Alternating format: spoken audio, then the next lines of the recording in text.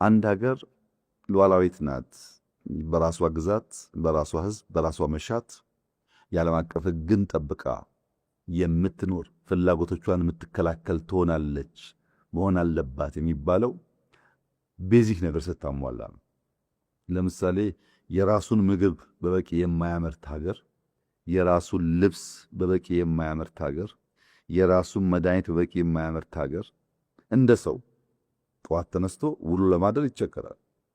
ካለ ልብስ ያስቸግራል፣ ካለ ምግብ ያስቸግራል፣ በሽታ ሲመጣም ካለ መድኃኒት ያስቸግራል። ይህ ጉዳይ ሊሳካ የሚችለው ማኒፋክቸሪንግ ኢንዱስትሪ በበቂ ደረጃ ሲሰራ ነው እና ሉዓላዊ ለመሆን የተሻገረ ኢኮኖሚ ለመፍጠር በበቂ ሰዎቻችንን ስራ ለማስያዝ ምርታማ ለመሆን የእኛን ፍላጎት ሸፍነን ለውጭ ገበያ በቂ የውጭ ምንዛሪ ለማግኘት በእነዚህ ምክንያቶች ሁሉ ማኒፋክቸሪንግ ኢንዱስትሪ አይተኬ ሚና አለው። በዚያ ምክንያት ነው በመጽሐፍ ውስጥም በስራችንም ከፍተኛ ትኩረት የሚሰጠው። መንግስት ያስቀመጣቸው 5 ዋና ዋና ሴክተሮች ከነሱ ውስጥ አንዱ ኢንዱስትሪ ነው። ይህንንም በበቂ ደረጃ ካልመራና ካላሳካን የምናስበው ብልጽግና ለማምጣት ያስቸግራል።